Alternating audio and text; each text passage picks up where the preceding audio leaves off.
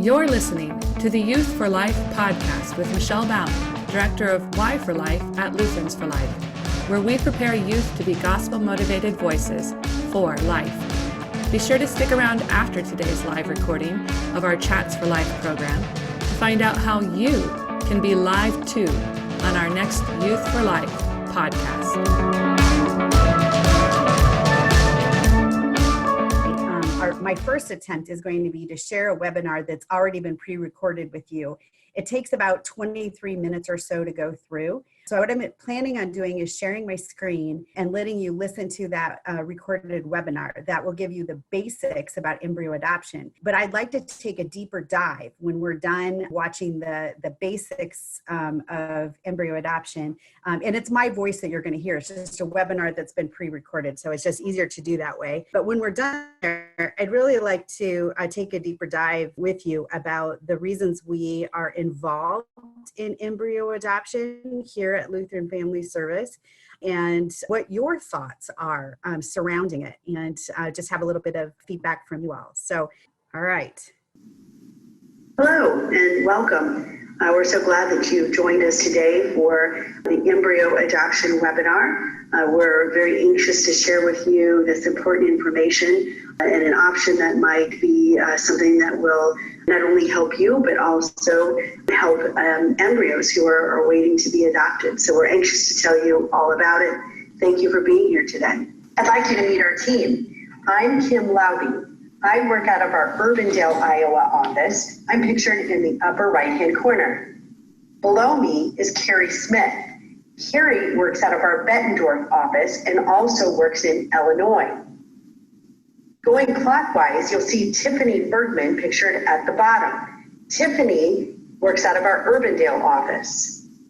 And then lastly, Sue Shields is pictured in the lower left-hand corner. Sue works out of our Council Bluffs office and also travels into Nebraska. It is important to know what exactly is an embryo. Embryos are not potential life, but they are life with potential. Embryos are conceived when sperm and egg meet and a new life begins. Through embryo adoption, Lutheran Family Service seeks to give embryos a chance at that life with potential. Let's take a quick look at the deployment of this life with potential in the womb. This is a picture of the very moment of conception. You can see the two nuclei coming together. One is from the sperm and one is from the egg. The bumps that you see are the chromosomes, the genetic code from mom and dad. When this occurred in your mother's fallopian tube, you were male, female, a blue-eyed blonde, or a dark-eyed brunette, tall or short, etc. This is more than a picture of a cell. This is a picture of a new and unique human being with great potential. It just needs to grow up. Here you see pictured further development of the baby. You'll see that all the organs are present, even there in week 8. And you can see as they grow and develop, eyelashes, and hair, and fingerprints, and then you'll see the beautiful pictures there at birth. Lutheran Family Service seeks to give embryos a chance at that life with potential because we believe that God is involved in all of this. He knows these little ones. He formed them with his hands, and Jesus loves them and wants to call them his own. During in vitro fertilization, a woman's ovaries are stimulated so they produce multiple eggs. Those eggs are collected so they can work with them in a lab. In the lab setting, all eggs are fertilized with sperm, and a new life is conceived in each petri dish. There can be many embryos conceived on the same day. Likely, only one will be placed in her mother's womb after about 5 days' time. The rest are to be preserved for another time. Because of in vitro fertilization, thousands of unused embryos are frozen in liquid nitrogen. The embryos are placed in glass cryostraws, which are then placed in a larger glass tube and finally plunged into the liquid nitrogen.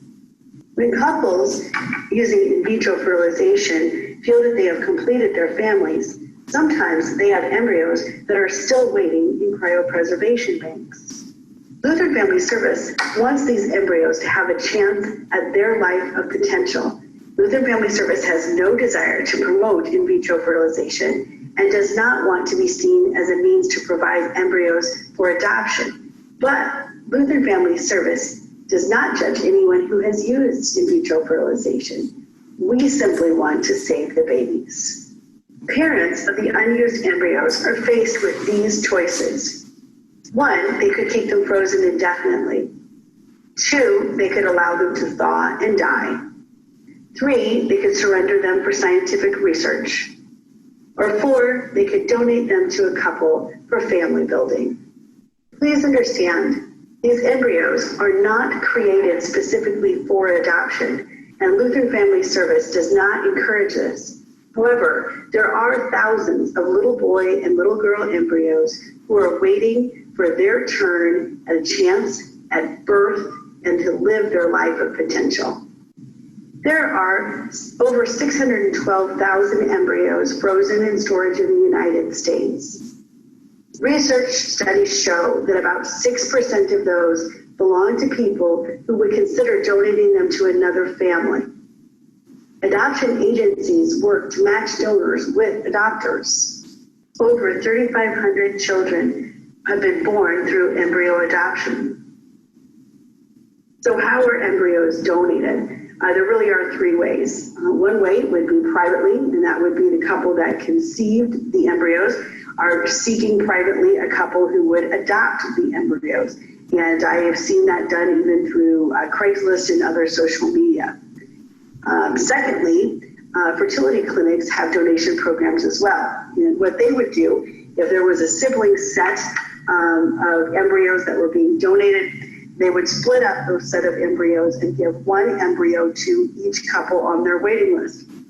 So you have the potential for having multiple siblings born in the same geographical area who would not know one another, as the social work is absent in the fertility clinic by and large. What you'll see is a medical procedure, and you'll have lots of medical information, but not social information about where the other genetic siblings would be residing or who their families are. Lastly, an embryo adoption agency can also be utilized with embryo adoption. And clearly that's what we are at Lutheran Family Service in conjunction with Nightlight Christian Adoption. And what we seek to do is to bring the very best practices of social work that we've learned over these years in adoption and bring that to the embryo adoption setting. So how do we get started? Well, really, the very first step would be for you to register, filling out a registration packet with Lutheran Family Service, and then we will provide you a one-on-one consultation. And during that consultation, we can talk about embryo adoption, we can talk about domestic adoption, we can talk about international adoption, whatever you might be considering, we can talk about in a one-on-one and talk about what might be best for your family, what your expectations are, and how best things might go, and provide you some advice. If you were moving forward with embryo adoption specifically, we would also ask that you have a written confirmation from your physician regarding your ability to carry a pregnancy to term.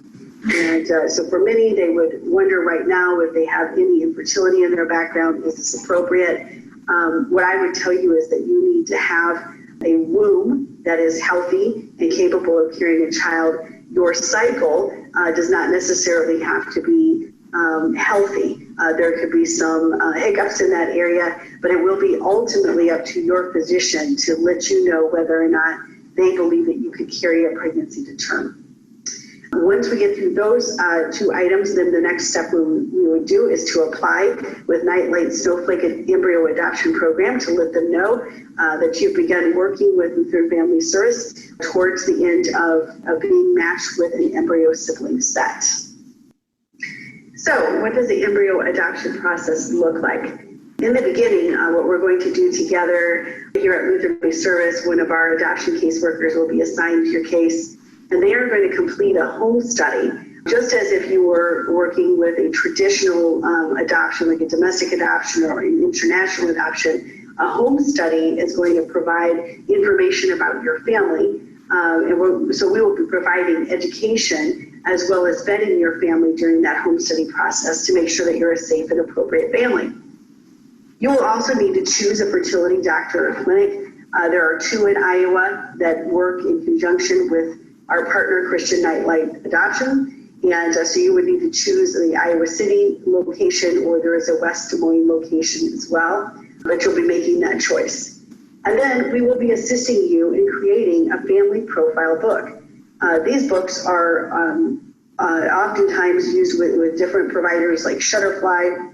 It's going to be a photo album with text. And within that album, you're going to be explaining to someone else what your family is like. So you can do that through pictures and through text, a little bit about what your lifestyles are like, what your home is like, what your jobs are like, and then, of course, extended family, things you like to do, vacations you've taken, that type of thing, all really help to show someone else what it's like to be a part of your family. From there, you will wait to be matched. And that family profile book that you created will be going to couples who have conceived embryos and have them, would like to donate them. Your book would be going to those couples for review, and then you'll be chosen by a couple. The prediction is that if you have no children in your family, then it will likely be about 6 months or less, and you will be chosen. If you already have children, it may take longer for you to find a perfect match. Several times I've mentioned that we have a partner, and that is Nightlight Christian Adoption, and their program is called the Snowflake Program, and that is their Embryo Adoption Program. We work in conjunction with Nightlight. We provide the social work, as I mentioned. We provide a home study and making sure that our parents are safe and appropriate, and some education. We'll also, at the end, after a child has been born, provide some post-adoption work. But Snowflake has a role as well. And so what they are going to do is to match clients with genetic parents who have embryos to donate. And again, we just mentioned the profile book is what will be used in that selection process so that it will represent your family. And in return, there's a mutual selection process. So if you're chosen by a couple to receive their embryos, you're going to receive also a profile book, autobiographies, and health histories and photos of that family so that you can determine if this is the correct match for you. So it's a mutual selection matching process, but it begins with the couple who's conceived the embryos. Nightlight will also assist both couples with communication. So depending on how open you might want to be, of course, everything is a spectrum on how open you might want to be with that family if you're wanting to communicate with them directly, or maybe you want to communicate with them through the agency, but you'll likely want to let them know when a child has been born to your family, as they will have genetic siblings somewhere in the world and wanting to know where each other is at. They're also going to help manage all of the legal transactions, and these are property transfers. This would be governed under the property law, not under adoption law, and they will manage all of those legal transactions, which are going to be contracts. They're also going to manage the shipping of the embryos to the fertility clinic. Lutheran Family Services' role in embryo adoption begins with determining eligibility. And as you might have guessed, Lutheran Family Service is a Christian organization. And we use that Christian outlook and the ministry that we are serving here as a part of our eligibility requirements, as well as looking at the state's requirement. To begin with, the relationship needs to be male-female relationship, with the couple having been married for at least 3 years. They need to be active members of a Christian congregation, good mental, emotional, and physical health. And when it comes to age, we recommend 45 or below, but we will allow some exceptions to that. Part of our role is to provide a completed home study, to train and educate about embryo adoption, and to assist in the preparation of the family's profile book, and provide ongoing guidance throughout the process. Embryo adoption costs. As you can see, Lutheran Family Service charges $2,600 for the social work piece. That would include your home study as well as post-adoption service. The Snowflakes program fee is $8,000, and that program fee would include the matching process for the 2 couples, as well as the communication between the couples. They also handle the shipping of the embryos, and then all of the legal contracts are also handled within that fee. Next, you'll see the frozen embryo transfer cost, and that will vary from each medical clinic, anywhere from $2,500 to $5,000. The estimated total expense then is $13,000 to $16,000. One thing I'd like to note for you is that when you're adopting an embryo, you would be adopting perhaps a single embryo, but you could also be adopting a set of embryos that are siblings, and that's all for the same cost that you'll see here. So if you're trying to grow a larger family, having a larger sibling set of embryos would make sense, and that will be part of what you'll see in the matching process that they will go through. But please note that each time an embryo is transferred, that fee for the frozen embryo transfer, the medical piece, the $2,500 to $5,000, would be repeated each of those times. So please make note of that as you think about the total cost. But certainly having an opportunity for multiple embryos for a couple that's just thinking about beginning their family, you can see how that would be beneficial. Let's talk a little bit about the legal aspects of embryo adoption. Embryos are considered property in the United States, not people. So the law that governs this would be property law. And those ownership of the property are going to be transferred via contract. And this contract is going to be signed, and those embryos are going to be owned by you before they're ever even shipped to you. So by the time you receive them and you have any frozen embryo transfers, they are already owned by you. And I know that's a difficult way to talk about a person. We certainly do believe that those embryos are our life already, but this is how they're governed in the United States. It would be by contract. So the donating family has already relinquished all of their parental rights before the transfer ever takes place. And by law, when a mother gives birth here to a child, that child is legally hers, and whoever she is married to is legally the father. So the birth certificate of a child who is conceived through embryo adoption is no different than the birth certificate that you would see from a typical birth. Frozen embryo transfers. This is the procedure that's used to place the donated embryo into your womb. And what you will do is to meet with your doctor in advance, and you'll make a decision about whether or not you want to use your natural cycle. And if that's very predictable for you, that certainly might be something you would choose to use. Or if it's less predictable, you may choose to use a medical cycle where the doctor is going to use medication in order to make sure that your uterus is ready and prepared for the transfer of an embryo. So how are frozen embryos thawed? Each clinic has a unique survival rate for thawing embryos. Thawing success ranges between 50 and 85%. This is important to note, especially when you consider the size of the embryo sibling set that you may want to receive.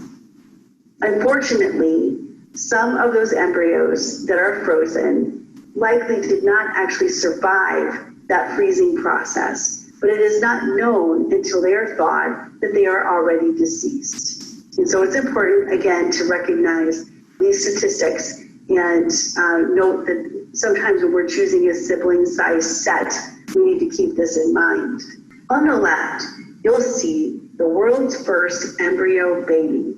But of course, she's not a baby anymore. Her name is Hannah, and she's in her early 20s. And again, she was the very first baby that was born through embryo adoption. She was born in Anaheim, California. There are several aspects here about embryo age and length of time frozen that are important for us to discuss. There have been successes of embryos who have been frozen for nearly 20 years. And those children have been born very successfully even after a lengthy state of being frozen and cryopreserved. Most of these embryos will be cryopreserved between 1 and 5 days of initial growth.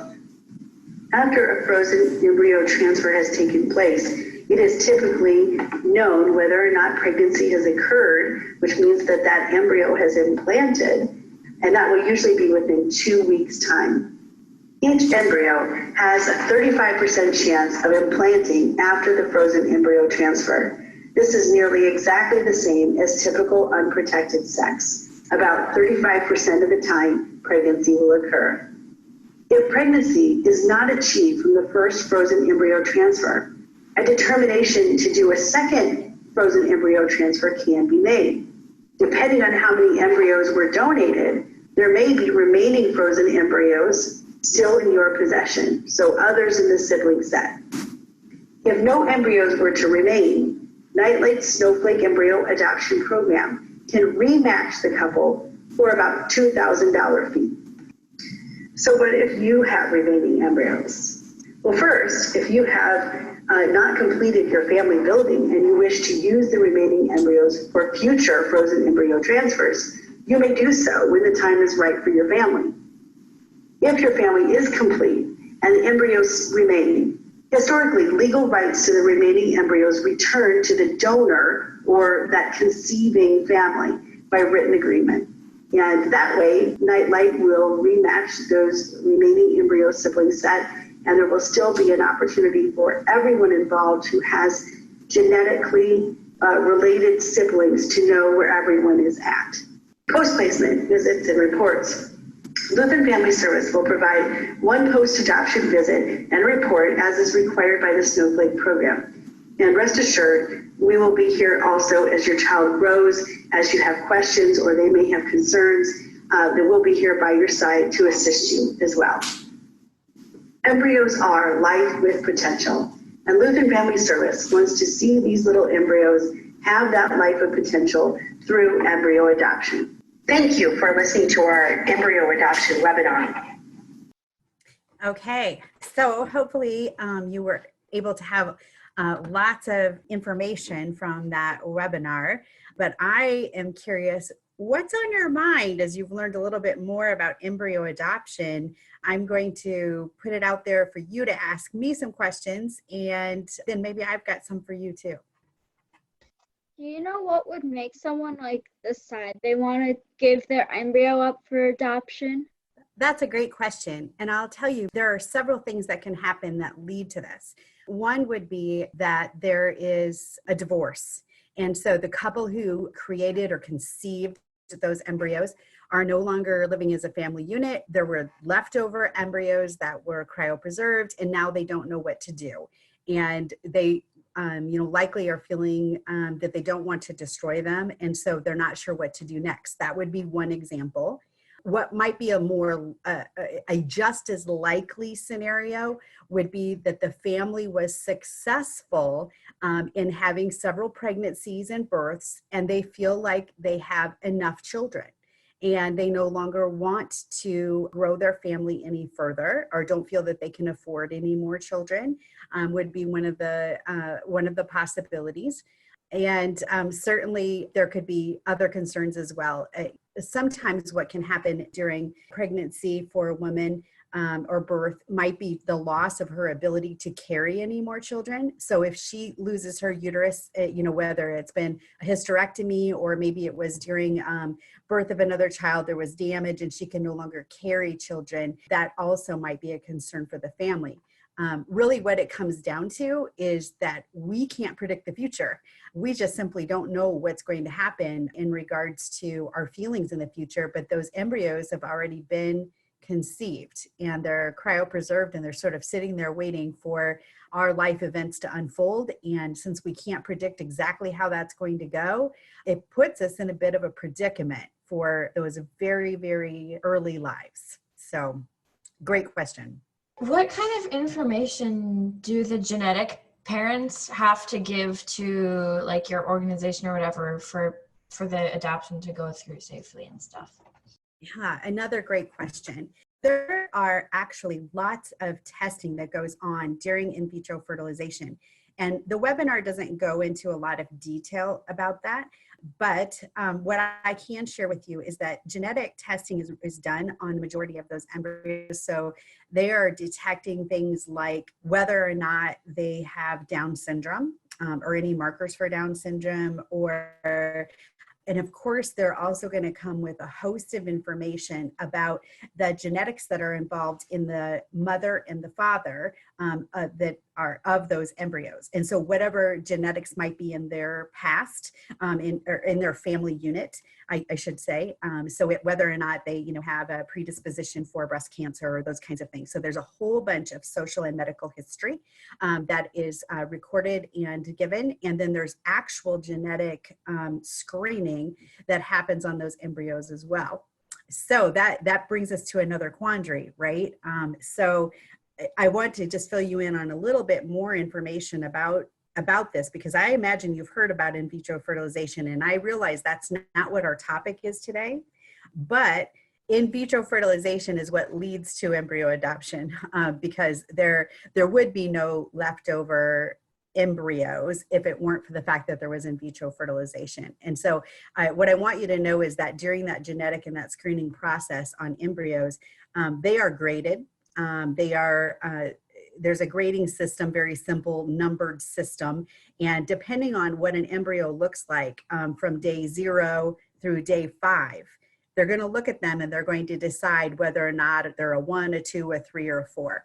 And what will happen is that any of those embryos that are this mark or below, they're just discarded. And that means they are left to die rather than to carry on. And if you're this mark or above, then you are able to continue on. To be cryopreserved.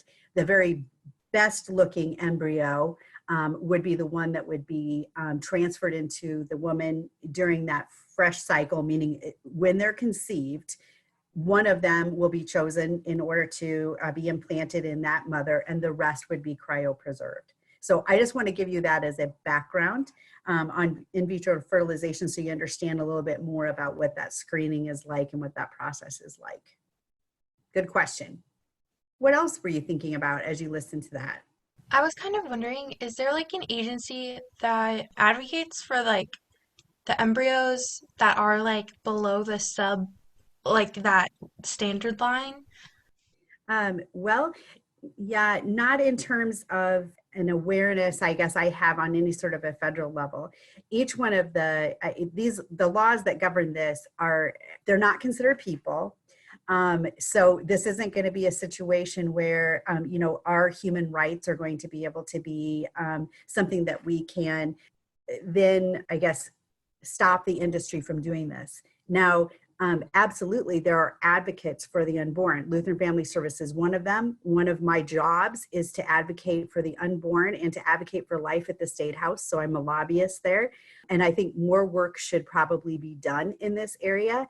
But what I'm telling you now is that there really has not been a big push to look at this particular set of people, this people group, because first of all, the industry of in vitro fertilization is one that makes lots and lots of money, and trying to limit anything that happens with in vitro fertilization can be problematic for that, I guess, for the medical industry is how I'd like to share that with you.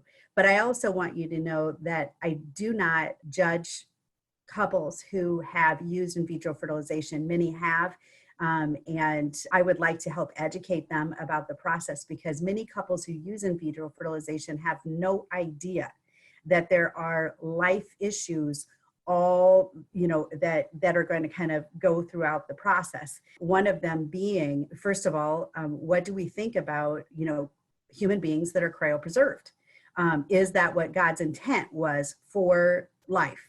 That's one thought we need to have, right? And we need to really explore and unpack that. But many have no idea that the scientists involved and the lab workers involved who are doing the genetic testing and so forth are going to discard embryos that don't seem to make it up to snuff, so to speak. There really isn't an awareness there. And, that is one life issue that has to be addressed that I would like people to have more information about. And then there's another important factor, and that is this.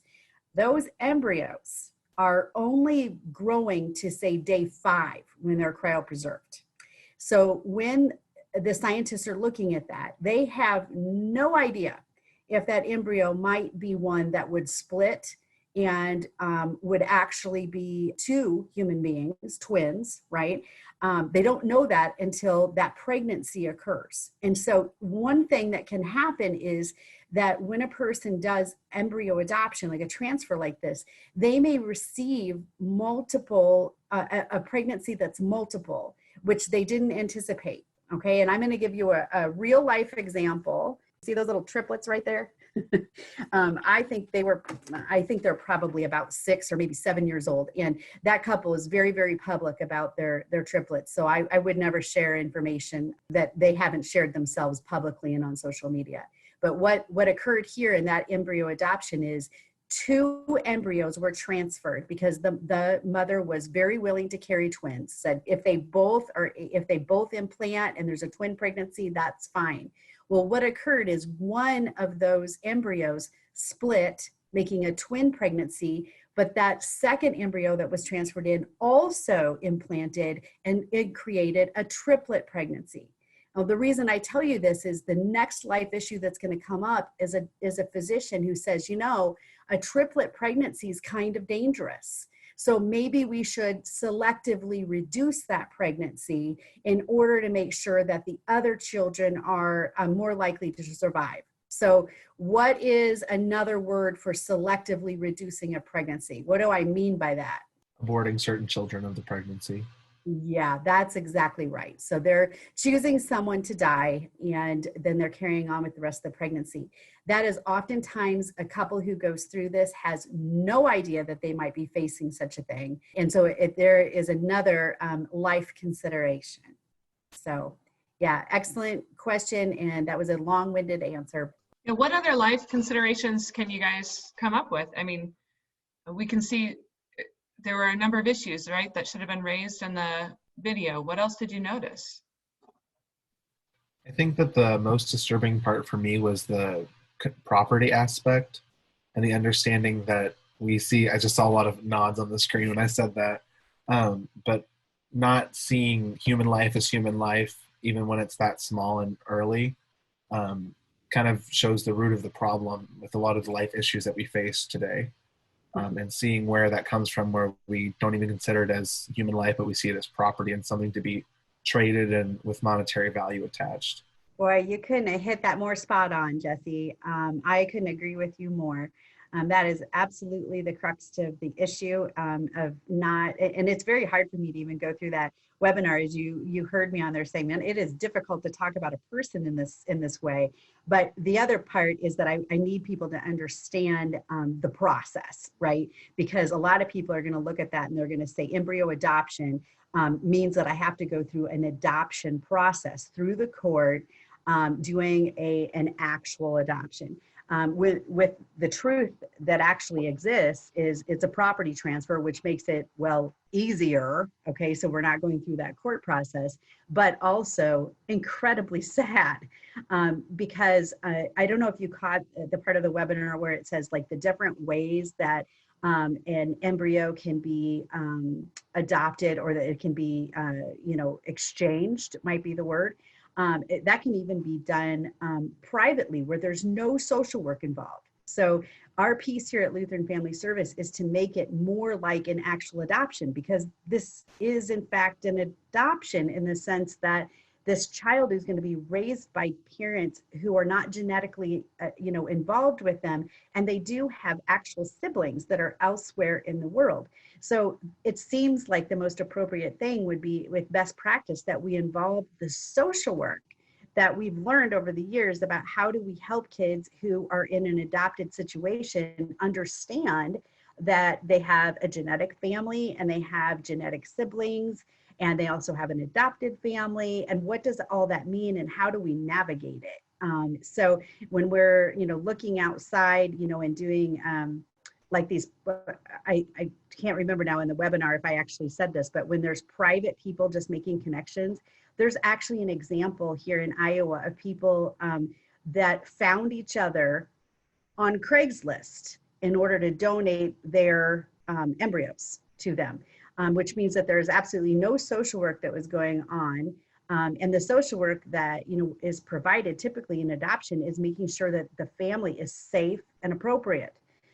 So meaning that they aren't, they don't have child abuse charges, they're not criminals, you know what I mean? They have a strong and healthy marriage. Just all of the facets that you can even imagine are completely sidestepped when there is this private connection, or even if it's done through a fertility clinic, because they don't do any of the social work piece at all. So you're just sort of on your own. And I find that fascinating as well.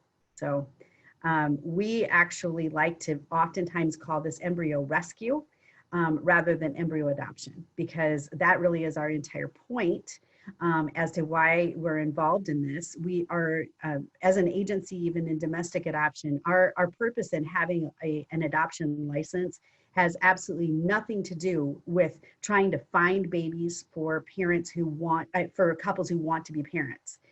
That's an added joy, we can do that. But what we're looking to do is to help orphans who need parents. And so it's a total different flip in philosophy when you really think about it. We're on the reasons why we exist. And we love family building, and we love it when we're able to help a family who struggles with infertility to grow their family. But that is not the purpose on the existence, if that makes sense. So Kim mentioned a few things that were problematic, right? With going through an agency that doesn't track genetics, or doesn't maybe even give you any family history, or take a look at the family that the child is being sold to. What are some other very practical, just if you have siblings in the same area who are getting adopted by different families, what other problems can result from that?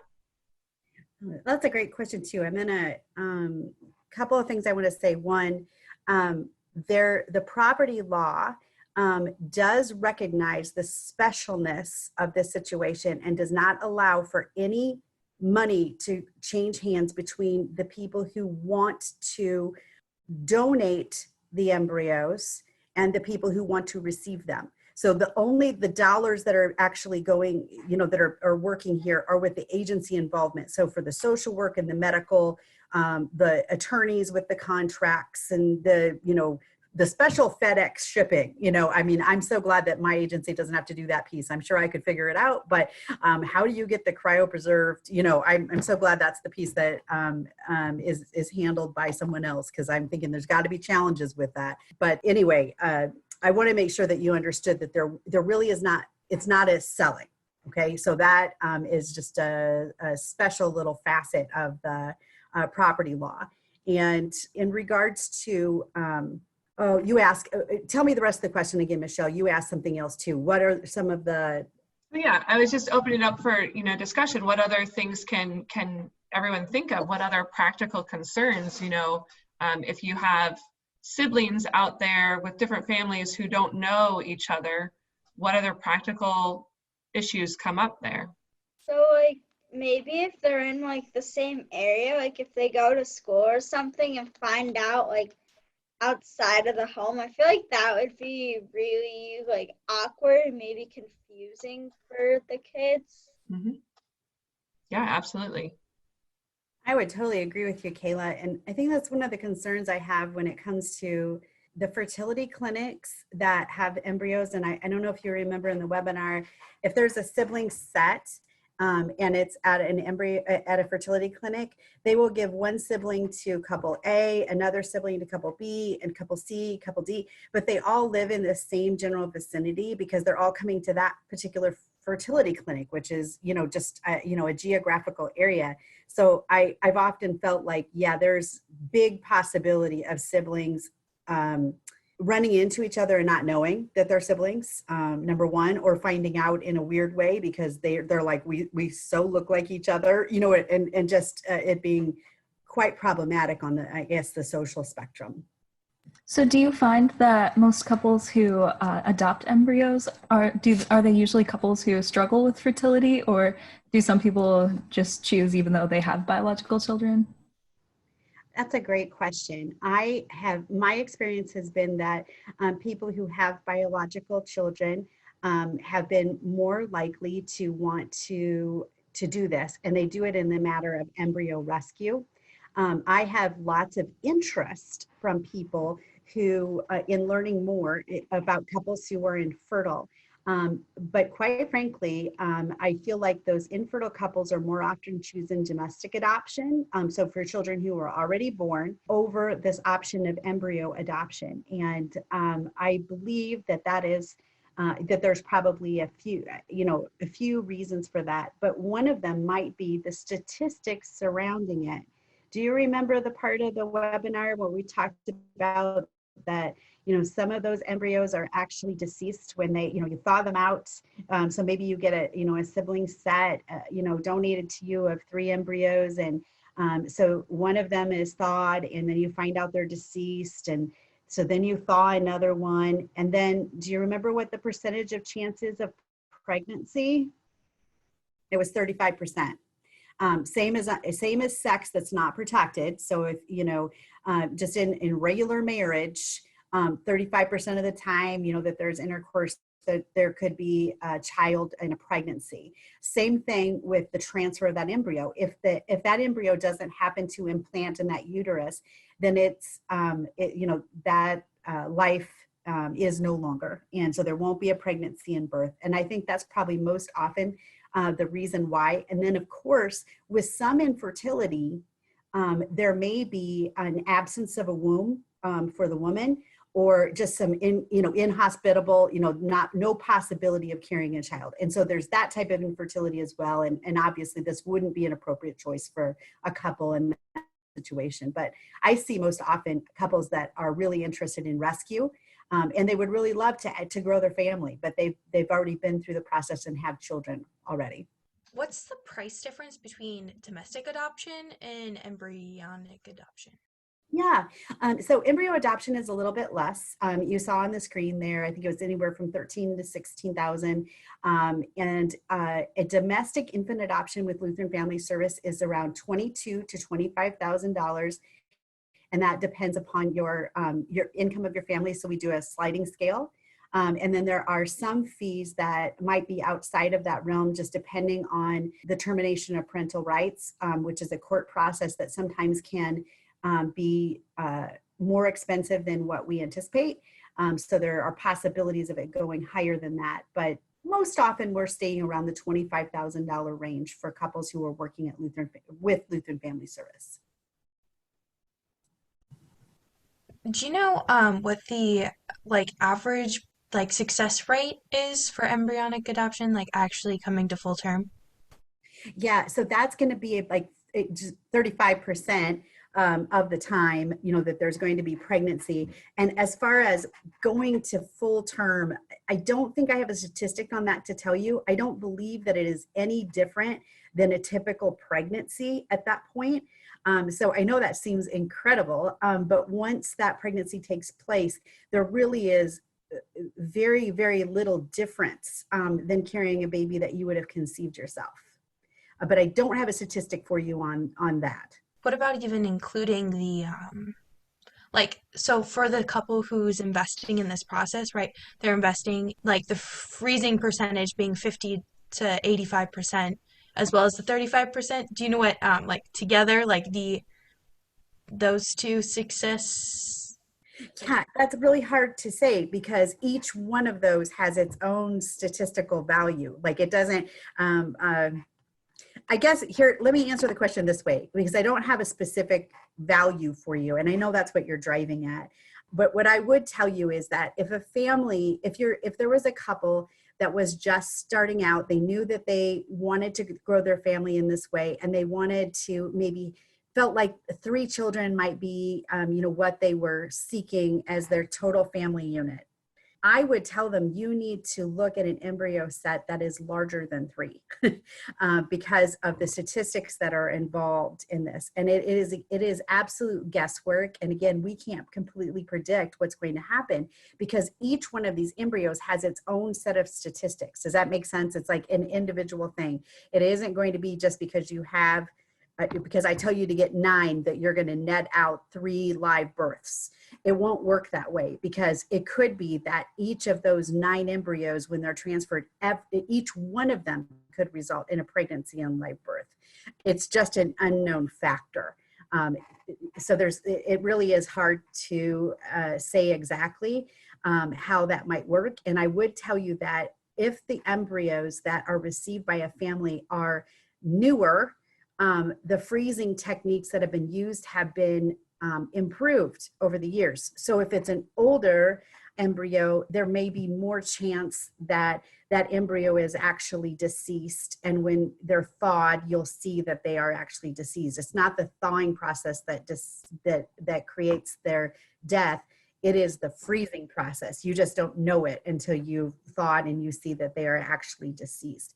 But those who are being cryopreserved today have a better statistic than those who have been cryopreserved for a long time.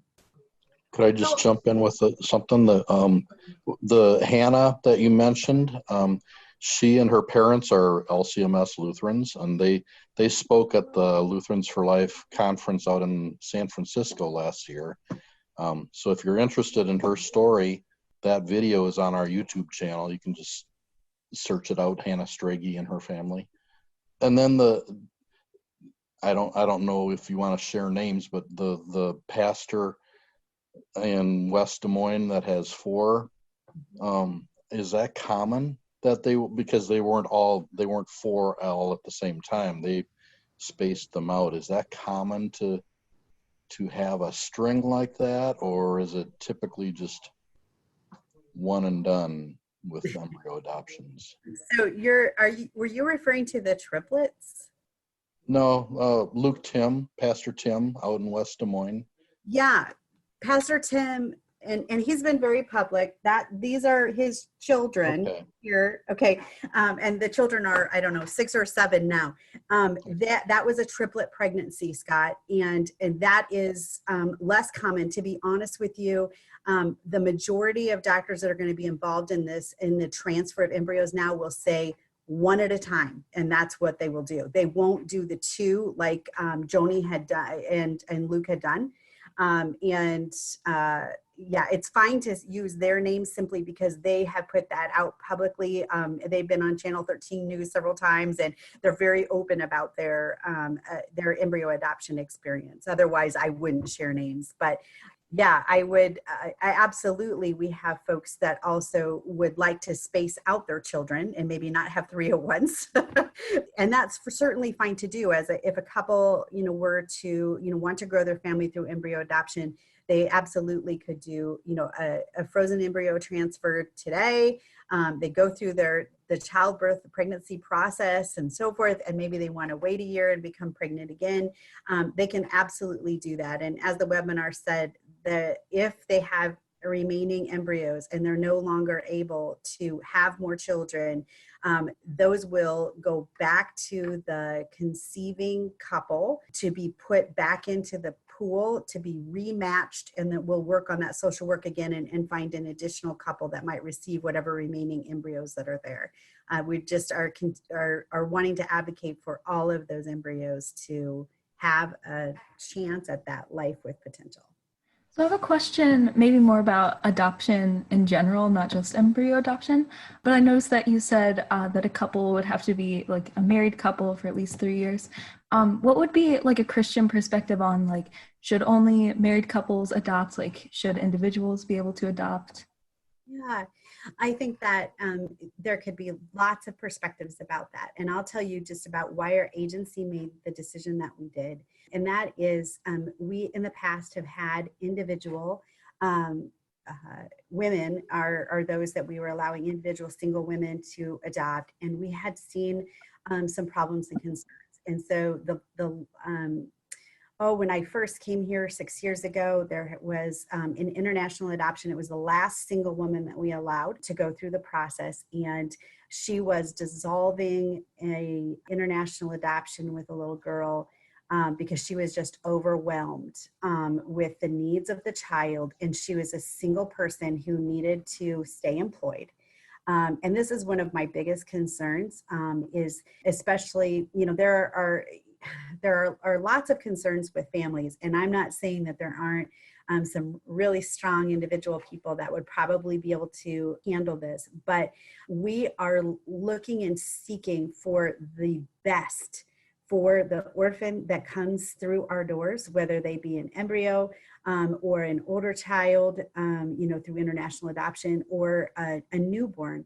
We're seeking the best opportunity for them in family formation in a godly way. And so that's why you'll see, that list that was there, that is a Lutheran Family Service policy issue. That absolutely is not dictated by our state by any means, but one man, one woman, and in a Christian home, in an active Christian congregation. Those are very, very important things to us to try and provide the very best for the children who come through our doors, hoping to be matched with a family. So that's our reasoning on it, though. I'm certain there could be some other perspectives, and it would be something that you would just need to consider on your own, unless, Pastor Lick, do you have more to say on that? Thanks for putting me on the spot, Kim. You're welcome, Pastor Lick. I'm curious if there's what your thoughts are. As you said, it's the best environment for the child. That's how God instituted the family structure, and so it's a God honoring policy, and that's. He seems to know best how it should work out. So who are we to contradict that idea? Sure. It's a complicated issue, and I certainly don't want to sound critical of someone who might be raising a child on their own, and they might be doing a fantastic job. But my job here is to do the very best I can possibly do for every child that passes through my doors.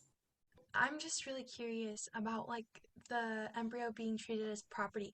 So in those private selling cases, like you mentioned, like Craigslist, humorous but scary. So that property law that you mentioned, would that require that there's no money transfer even in that private case? Yes, that is my understanding. Now, whether or not there's anybody that's really observing that and making sure that happens and that is done in that way, I couldn't tell you who's really got eyes on that. So it certainly does seem like there'd be a loophole there when there, if there were, because each party in that situation is unlikely to report that, where there's something illegal is happening. So it does seem like it would be a bit of a loophole. Yep. A couple legal questions for you too. So one, are there any restrictions on the family? Like if the family wanted to move out of state in the future with the adopted children, would there be any restrictions on that?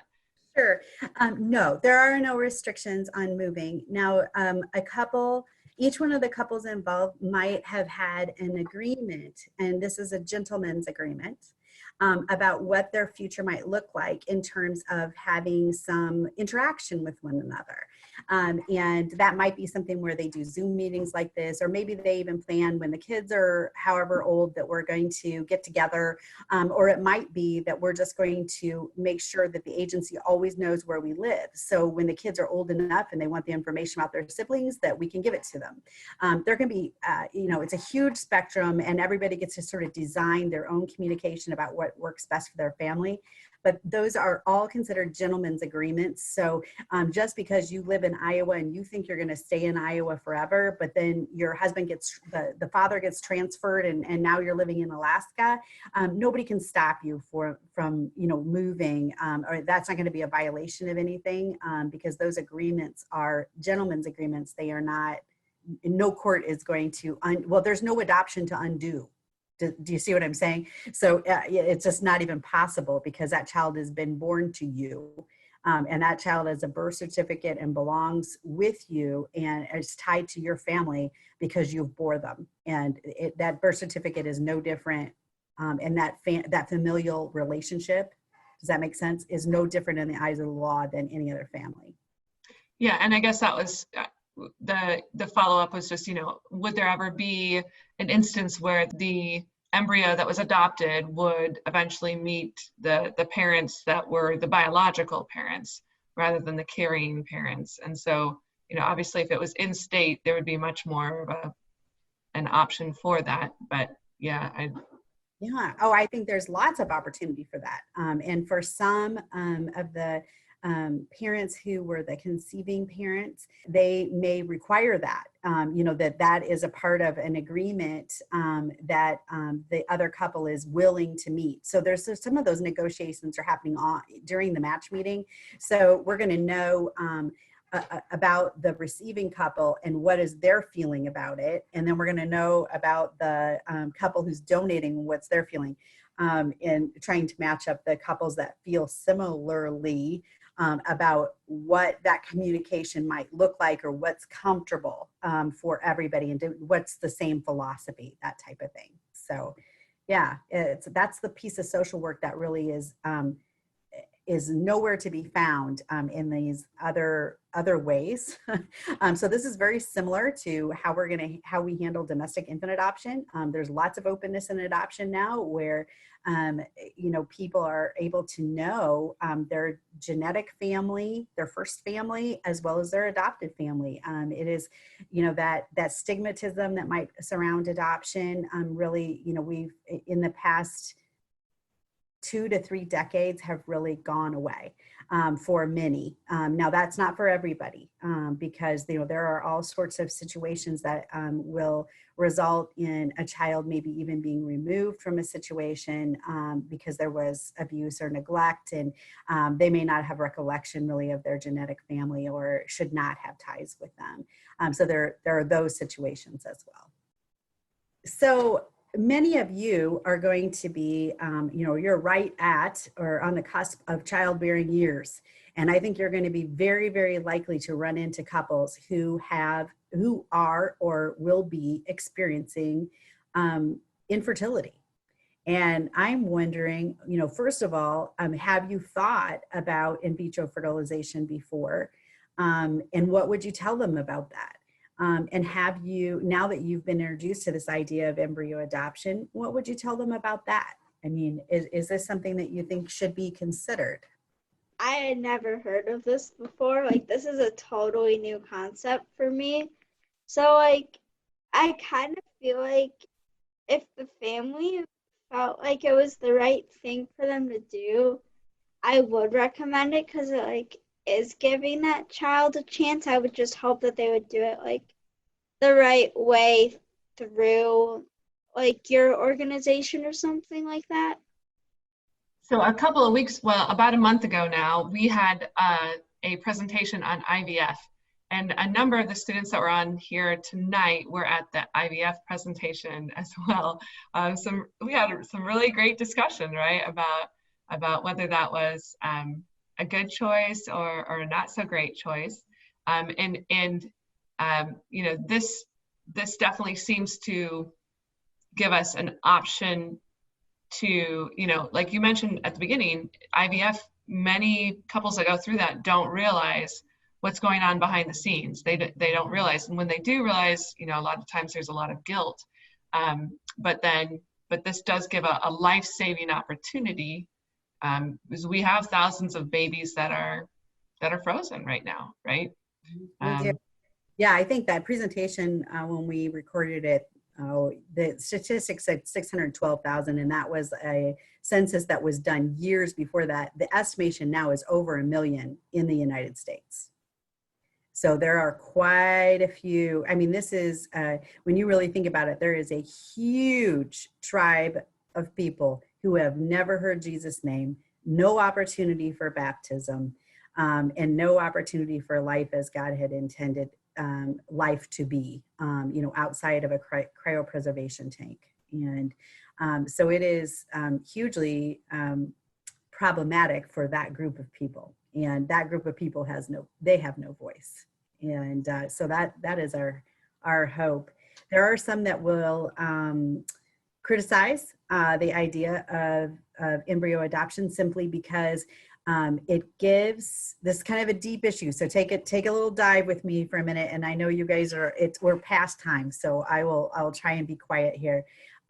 But The issue can be for some that there's criticism about embryo adoption because it gives sort of an out, if you will, for couples to go ahead with in vitro fertilization, and that it somehow is encouraging in vitro fertilization because there is an ethical path for those frozen embryos.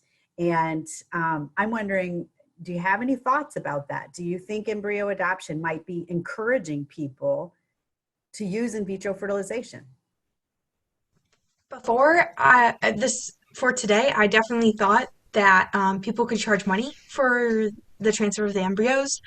Knowing that the government has set a stipulation that money transfer cannot technically happen makes me feel 100% better, but it still definitely seems like those parents have that like ethical option, as you say, and might be encouraging, but in no way should we stop trying to save those million babies. I mean, I kind of just thought that it turns something that can be really dangerous for someone into something that could be really like life-saving, obviously, because like they get a chance to live. And I don't think like it would be an excuse because it might encourage some people to do it to just stop, because then you're just saying, yeah, this is a huge problem and we'll never be able to fix it, so don't try. And it's important because every kid who gets to have that chance of life also affects like a ton of other people in the world, and we'll never know. And so it's really cool, even if only one person ever decided to adopt an embryo, like that's still a victory because God loves that kid and he wants them to live because that's what he designed them for. Well said, both of you. And here's a comment I make to people, because I certainly have been approached by some who have that criticism, and they do it out of love because they do not want to see in vitro fertilization furthered. And I get that. And so that criticism, it comes from a good place for them. But here's the way I look at it. I have women who come to me who are pregnant because they were raped and they want to place their baby for adoption. And you know what? I placed that baby for adoption, even though I don't really want to encourage the way that baby was conceived, right? Because I'm not here backing up a rape, okay? But that's a human being that needs to have my help. And that's how I look at the children who are cryopreserved. And that's the only answer that I can always give. And I feel like I can sleep at night knowing that's my answer. Yeah, we never blame the child for the sin of the parent or for the choice of the parent.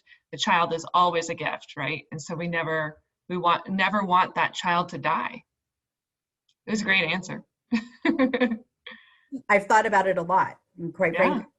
I really wanted to become involved in this 6 years ago when I came to Lutheran Family Service. It was one of the reasons that, well, I'm also LCMS, so this was coming home to me, to work in an agency that is in my own faith.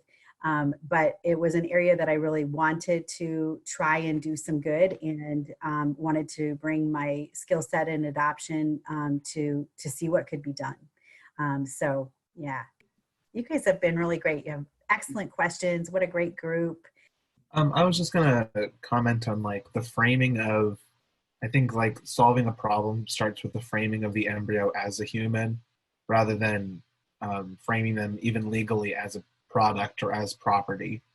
And so just to think about, if we frame it as a human, then IVF not blaming, but putting their hopes in embryo adoption becomes a lot less likely. If we see that we are creating human life and that you don't just abandon human life, like you would put something in storage in your attic. I think a lot of it has to do with how we start the conversation and how we refer to the embryos and how we treat them in the process. And that is exactly how I want to end tonight, by asking you one final question, and that is, you guys are involved in Wife for Life teams, right? You have Wife for Life teams on your campuses. Maybe you are leading them. Well, how can you use this information then? How can you take it home to your people, your classmates, your school? What can you do? What do you guys think? I definitely think that there's a lot of lack of education about these tough questions of bioethics.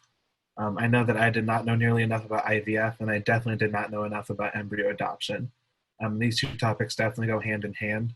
And I know that we talked a lot about this in the IVF presentation, but we are the age group that these organizations will reach out to when we start to see people who are looking for donations for IVF and things like that.